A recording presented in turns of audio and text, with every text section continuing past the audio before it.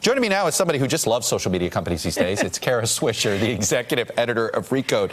Great All right, job. Kara, I thought of you today, and I thought of our podcast a few weeks ago. Yep. When you basically said, I don't know if if there's any good that comes out of a social media company anymore. And I thought it was a pretty rough a rough thing to say, and then the Facebook story this morning. Well, I think the question is what control you have over it and what you know about it. And I think one of the issues that when I read this story, one of the things that really struck me is how sloppy they were around the data. And I think that's what people are worried about is what happens to the data, what they think consent is, what they don't think consent is, and the fact that there are no real rules, even though they say there are rules and say you have complete control. Until regulators step in and really make it very clear what the rules of the road are, these companies are able to make rules of their own and sort of stretch them. And so that's what gets confusing in this whole thing, is that I think Mark Zuckerberg does believe you gave consent to do the things he's allowed his partners to do. So that's the problem here. But let's be realistic. We were talking about this morning. The consent, their whole goal is to not inform you how often they plan on using your data, right? So it's like, okay, we're going to get your consent as quickly and early as possible. Yeah. Maybe we'll make you do it. If you want to download this app, give us all your consent now. I mean, it's like a pressure tactic, and I don't think we realize we're basically under a privacy sharing pressure tactic in that moment that they tell us download that app. Or if you want to use an app, you want to use Spotify by signing in with Facebook, all kinds of things. It's highly confusing, and it's meant to be convenient. I think it's hard it's meant to be convenient. And what it is they tend to parse words. I was just having a Twitter war with someone who used to work at Facebook.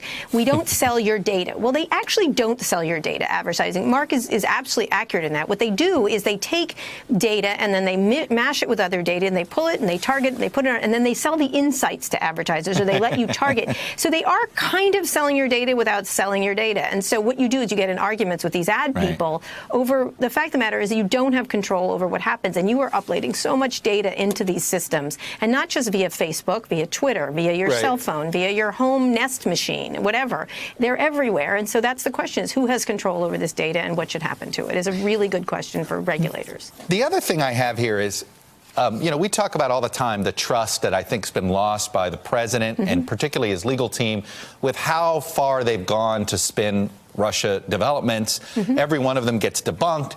And suddenly, if you apply the same standard to these social media companies, and we can start with Facebook, is Facebook aware of how bad they look? Let me just put up three examples here to point this out. Obviously, it was Mark Zuckerberg's first reaction, November 11, 2016, when he said, the idea that fake news on Facebook, which is a very small amount of the content, influenced the election in any way, I think is a pretty crazy idea. Obviously, his tune has changed. What have we now learned? 263 million engagements by the that internet research agency of the Russians, a Russian troll content on Facebook platforms. That was from that Senate Intelligence Committee. And then the story about Facebook employing a Republican opposition research firm, essentially to go after George Soros. That's a political tactic. Yeah. That's a tactic that we would have expected from a campaign. This is a company that claims, oh, let's go back to the way it was in the old days of Facebook, whatever that was. I think you keep mistaking it for not a company. I mean, these are companies that make billions of dollars. Mark Zuckerberg is a multi-billionaire by, I think he's $64 billion. These are very wealthy people that are doing a lot of growth at all cost strategies. And so I think what happens is, you put them in hoodies and sneakers, and you think they're still not sort of people that want to make as much money as possible. And so these companies need to be aggressive, and they should be competitive.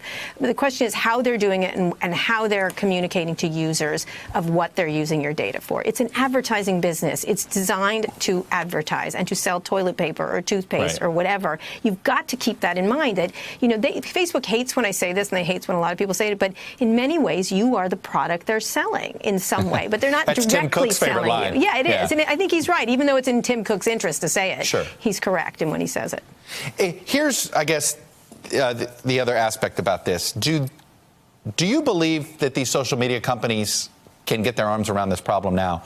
You seem to think it's too late. Like, as much as maybe they actually are genuinely would like to figure out how to keep these social media networks from being abused, as you have said, Russia used it the exact way it was meant to be used. Yeah, I said that yesterday in a column in the Times. Yeah, exactly. I mean, they're customers of Facebook. That's what I call them. I said they're customers of Facebook or Twitter or Google and YouTube and stuff like that. I think the problem is the amount of stuff that's coming over these social networks, or whatever, any of these digital platforms, is so vast.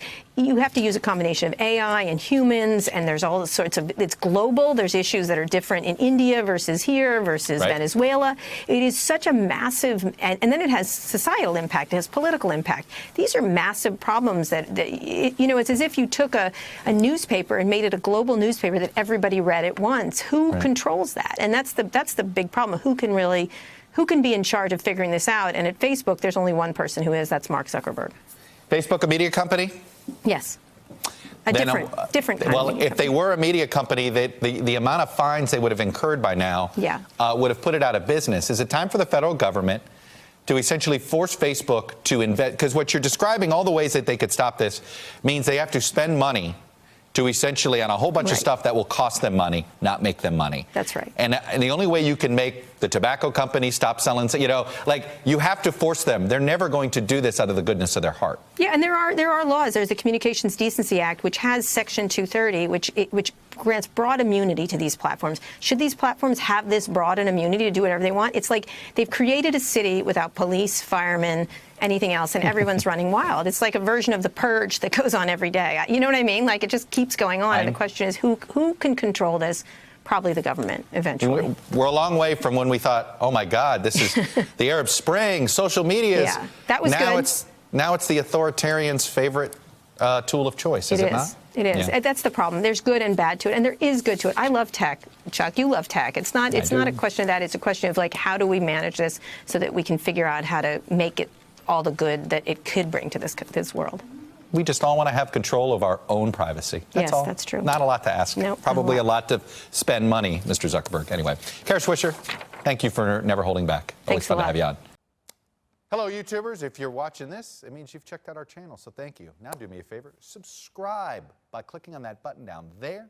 Click on any of the videos to watch the latest interviews and highlights from MTP Daily and MSNBC. You can get more Beat the Press content every morning in the First Read newsletter. If you're tired of content that you don't know anything about where it came from, you don't have to have that problem with us. NBC News, MSNBC, MTP, and the Meet the Press mindset right here for you on YouTube. Subscribe now.